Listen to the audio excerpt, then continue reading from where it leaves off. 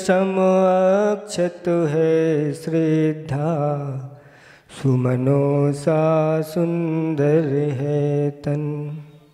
नैवेद्य चरित्र ज्ञान है दीपक, बसु विधि करते धूप दहन।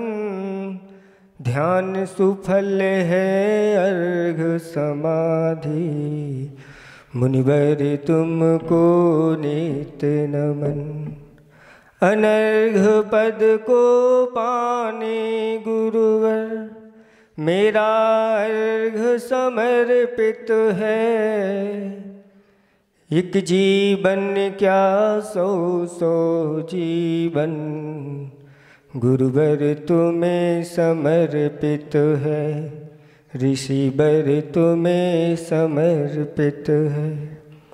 देवादिदेव 1008 चैतन्य चमत्कारी अतिशयकारी श्री अजितनाथ भगवान की परम पूज्य 108 आचार्य प्रवर गुरुवर श्री विद्यासागर जी महामुनिराज की 3 कम 9 करोड़ मुनिराजों की सिद्ध चक्र महामंडल विधान की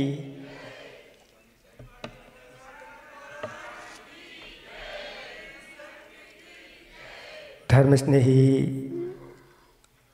भव्यात्माओं, अभी आपने मुनिश्री जी के प्रवचन सुने और इस कलिकाल में लोगों की ऐसी भावनाएं क्यों हो रही हैं? सबकी तो ऐसी भावनाएं नहीं हैं, क्योंकि ये संसार है और संसार नाना जीवों से भरा है और नाना प्रकार के जीवों के भाव होते हैं।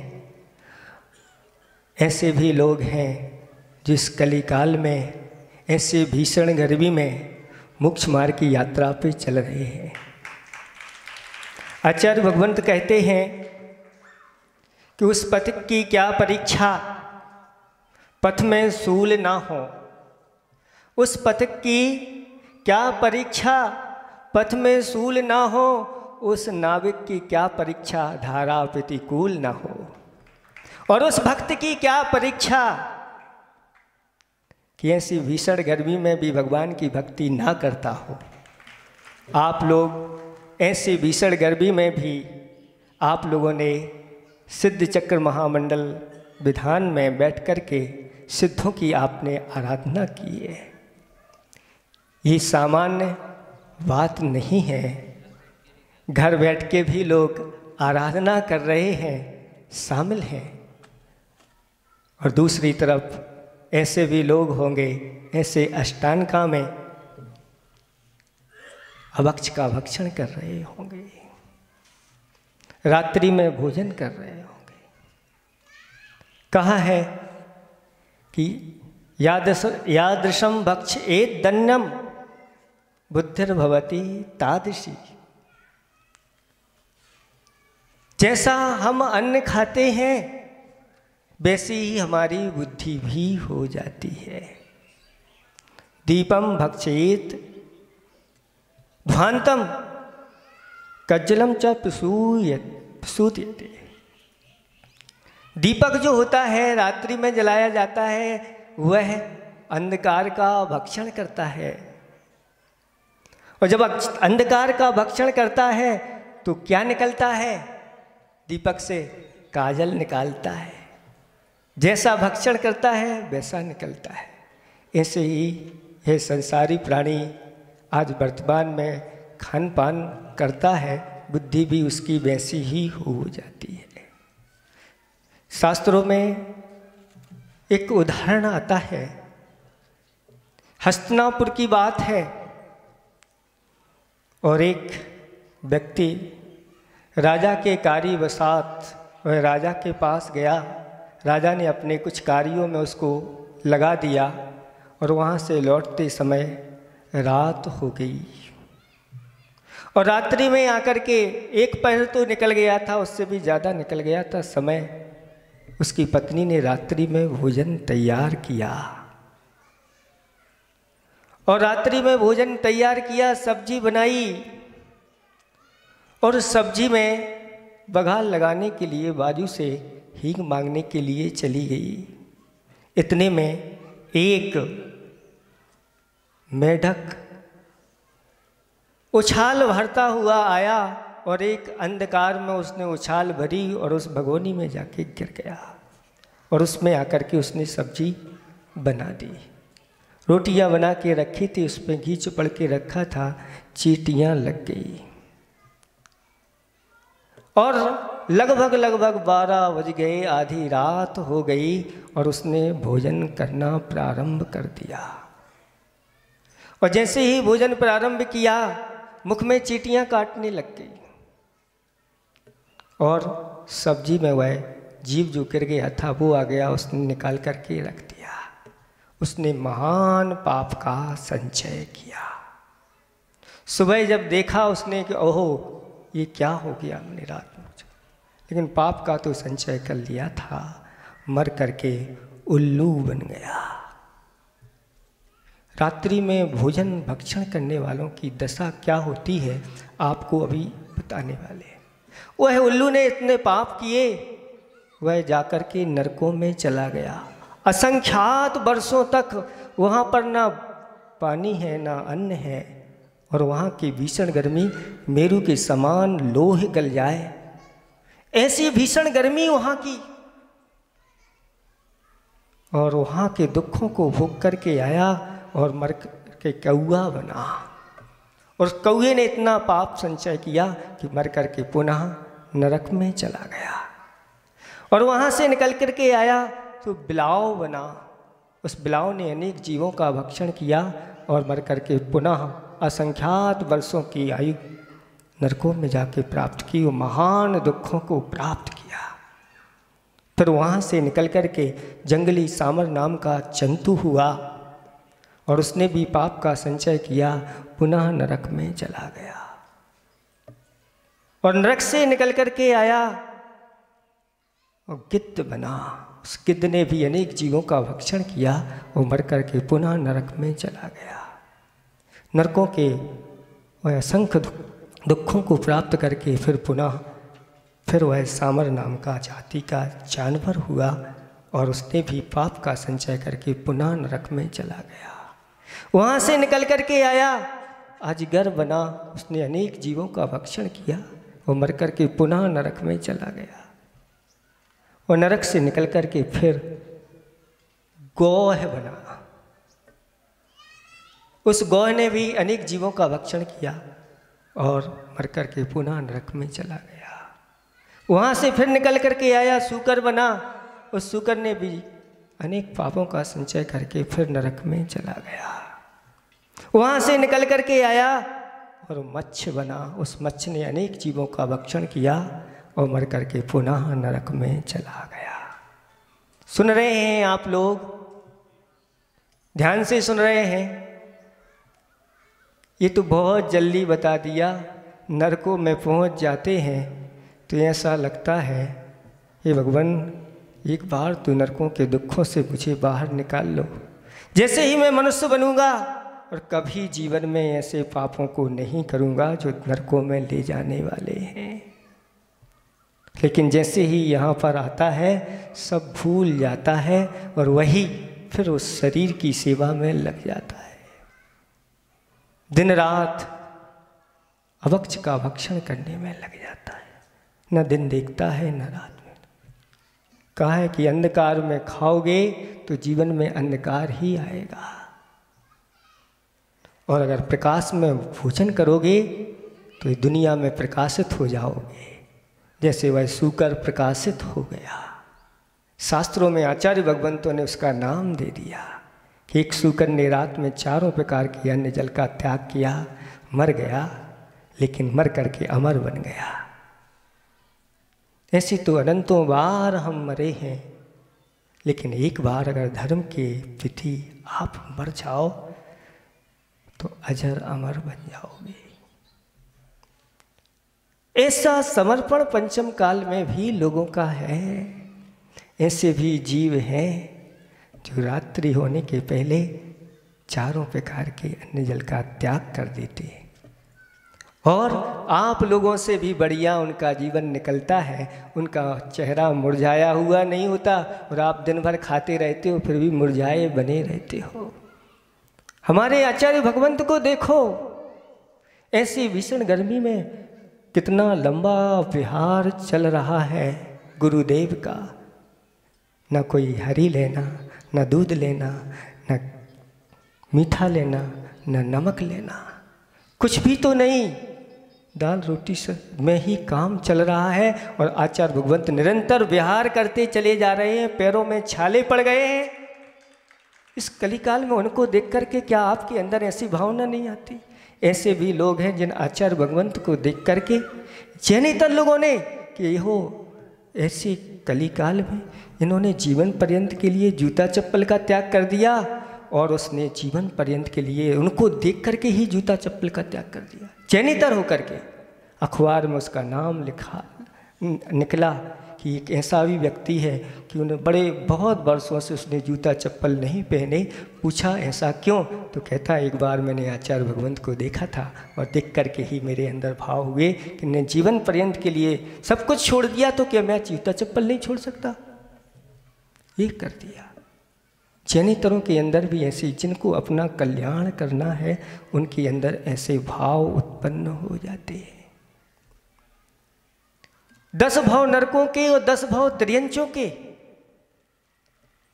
उसके निकल गए।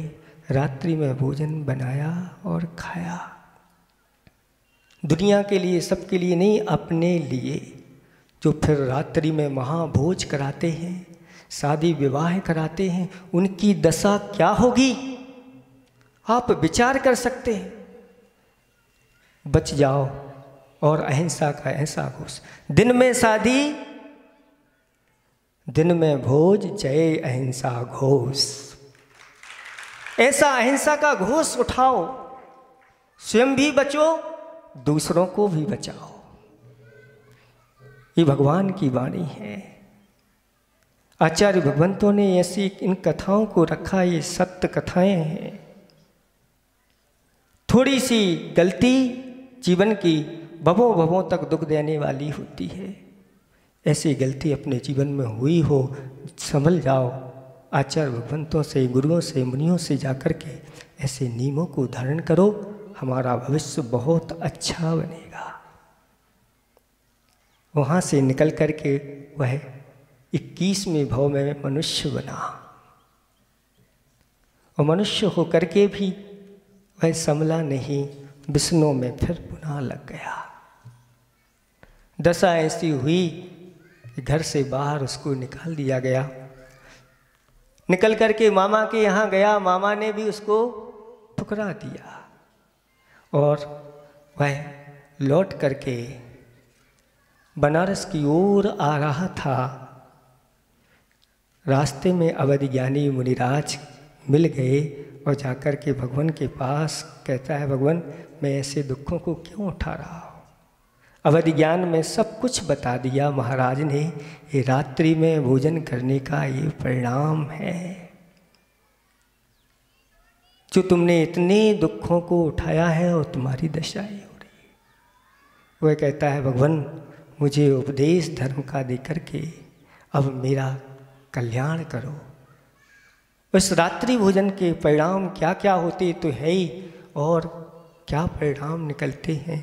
आचार्य भगवंत मुनिराज को कहते हैं कि रात्रि में भोजन करने वाले अनेक रोगों के घर होते हैं, अनेक दुखों के उठाने वाले होते हैं। दरिद्रता उनके जीवन में सदा बनी रहती है।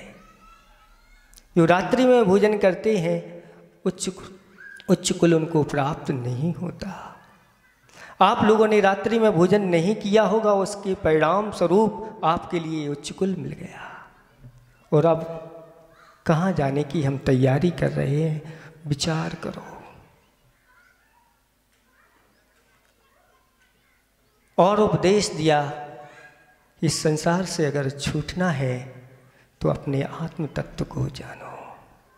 मोक्ष न आत्म ज्ञान बिन, क्रिया ज्ञान बिन नाही, ज्ञान विवेक बिना नहीं, गुण विवेक के माही। नहीं विवेक जिनवर जिन मत बिना, नहीं जिन मत जिन बिन माही। धर्म मूल निर्मल महा, जिनवर त्रिभुवन माही। ये पंक्तियाँ धर्म का अगर कोई मूल है तो वह जिनेंद्र भगवान है, जिनवर है। दूसरा दिन आज सिद्ध चक्र विधान का है। अंदर से भाव हुआ कि भगवान का समूषण लगा हुआ है और मैं वहाँ बैठा हुआ हूँ, चलो कम से कम भगवान के समूषण में जाकर के एक बार तो उनके दर्शन कर लें। और ऐसा लगा कि साक्षात मैं समूषण में ही आ गया। चूँकि वर्तमान में साक्षात समूषण नहीं है, लेकिन स्थापना निक्षेप से भी अगर हम समूषण बना करके और जिनेंद्र भगवान को विराजमान कर देते हैं, वही फल आप लोगों को मिलने वाला है जो समूषण में मिलता है। इसमें किसी प्रकार का कोई संशय नहीं करना। और जिनेंद्र भगवान की जो वाणी है वह शास्त्रों में लिखी गई है। उस वाणी के आधारभूत इस कलिकाल में ऐसे मुनिराज विचरण कर रहे हैं यथाजात होकर के। इससे बड़ा और अतिशय क्या है। देव सास गुरु के ऊपर सिद्धान करना सम्यक दर्शन कहलाता है। तुम सम्यक दर्शन को धारण करो और रात्रि में भोजन का त्याग करो। पानी छान करके पियो, 7 तत्वों की श्रद्धा रखो। उसको महाराज के वचनों पर पूर्ण श्रद्धा हो गई, सम्यक दृष्टि बन गया और मूल गुणों को उसने धारण कर लिया। जीवन में अब कभी भी मैं मांसाहार नहीं करूँगा, किसी प्रकार की नशीले वस्तुओं का सेवन नहीं करूँगा, शहद का सेवन नहीं करूँगा, 5 उदंबर फलों का आज से मेरा जीवन पर्यंत के लिए त्याग है। प्रतिदिन देव दर्शन का नियम ले लिया और वापस इन सब नियमों को लेकर के अपने जैसे ही पुनः वापस गांव में, ग्राम में, नगर में पहुंचता है। और जब लोग उसकी चर्या को देखते हैं कि कहाँ तो ये बिस्नी और आज ऐसा हो गया है कि जिनेंद्र भगवान के मत को ये धारण कर रहा है, अहो इसकी तो प्रवृत्ति ही बदल गई। और जब उसने इस प्रकार की क्रियाएं की, घर के लोगों ने उसको ऐसी मान्यता दी, घर के क्या बाहर के गांव के लोग के वह आँखों का तारा बन गया। और राजा ने भी उसको बहुत सम्मान दिया। धीरे धीरे उसका पुण्य इतना बढ़ता गया कि उसने जिनेंद्र भगवान की मूर्ति विराजमान की चिनालय बनवाया। कहाँ तो नरकों की यात्रा, कहाँ त्रियंचों की यात्रा, और कहाँ पर ये मनुष्य जीवन, और कहाँ मुनिराज के दर्शन और मुनिराजों के द्वारा व्रत लेकर के उसने सब पुण्य बढ़ा और बढ़ाता गया, 6 आवश्यकों को करता गया।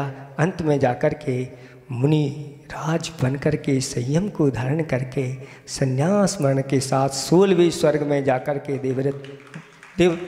रिद्धिधारी देव हो गया। और वहाँ देवों के सुख भोग करके फिर मनुष्यों में राजकुल में जन्म हुआ और अनेक गुणों से संपन्न हो गया। और उसके मन में विचार आया कि ये जीवन संसार से पार होने के लिए मुझे मिला है, मैं अब ग्रस्त जीवन नहीं बसाऊंगा। और अविवाहित ही वैराग्य को धारण कर लिया, बाल ब्रह्मचारी मुनिराज बन करके और साधना की, केवल ज्ञान प्राप्त किया और मोक्ष को चला गया। ये उस समय की बात है। इस कलिकाल में भी आचार्य भगवंत की कृपा से स्वयं तो बाल ब्रह्मचारी हैं ही, लेकिन इतने सारे बाल ब्रह्मचारी मुनिराज बना दिए।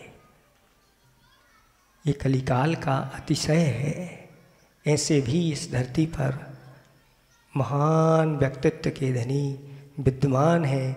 आज उनको देख कर के लगता है भगवान मुझे तीर्थंकर तो नहीं मिले, लेकिन तीर्थंकर जैसे ये गुरु चर्या करने वाले मिल गए,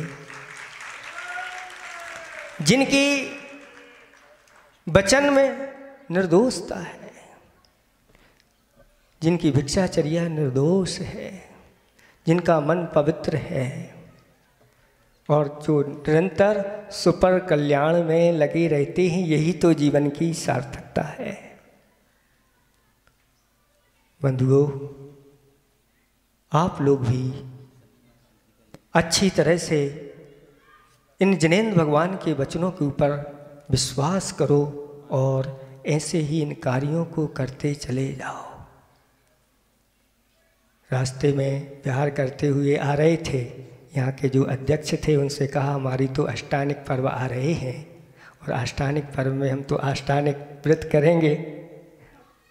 तो कहने लगे महाराज आप व्रत करोगे तो हम लोगों की भावना भी है कि हम लोग अष्टानिक अच्छे तरह से विधान करेंगे। तो हमने कहा आशीर्वाद है, कोई पुण्यार्जक हो तो ढूंढ लो।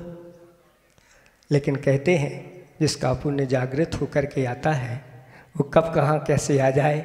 और बड़ौरा में हम थे और अशोक जी बंडा ये ऐसा परिवार है, ये बुंदेलखंड के भामाशय इन्हें कह दें तो कम नहीं है, क्योंकि जब भी आचार्य भगवंत इनके लिए जैसा आशीर्वाद देते हैं, आदेश क्या, ये तो उनके इशारों पर हाथ जोड़ के कहते हैं जो आपकी आज्ञा हो हमें स्वीकार है। ऐसे बुंदेलखंड में अनेक भामाशय हैं जो आचार्य भगवंत जो कह देते हैं वो बिना कान फड़फड़ाए, बिना सोचे कि मैं कर पाऊंगा कि नहीं कर पाऊंगा, मेरी शक्ति है कि नहीं, ये भी नहीं सोचते और समर्पित हो जाते हैं और करते चले जाते हैं। तो ऐसे वह पुण्यार्जक मिल गए। दूसरे पुण्यार्जक राजस्थान के भामाशाह तो प्रसिद्ध हैं ही, और उन्होंने भी अपनी भावना बना दी कि हमारी तरफ से भी होने दो। और यहाँ के भी ये आपके पास में मोहनगढ़ है, उन्होंने भी, और ये हम तो कहते हैं जिन जिन ने ये भावनाएं बनाई हैं यहाँ स्वर सब बैठे हुए हैं, एक दिन जरूर इस संसार से पार होंगे और सिद्धालय में जाएंगे। आज ऐसे भीषण युग में भी आप सिद्धों की आराधना कर रहे हैं, ये कम नहीं है। आप करते चले जाइए और अपने आप को आगे बढ़ाते चले जाइए। अपने आप को इतना प्रबल पुण्य के माध्यम से अपनी आत्मा को इतना पवित्र कर दो। किसी ने कहा है कि खुद को कर बुलंद इतना कि खुदा पूछे तेरी रजा क्या है, यानी प्रभु पूछे बताओ तुम्हारे लिए क्या चाहिए, प्रभु ही पूछने लग जाए। ऐसा पुण्य बढ़ाते चले जाओ। समय आपका हो गया है, आप लोग ऐसे ही करते रहो।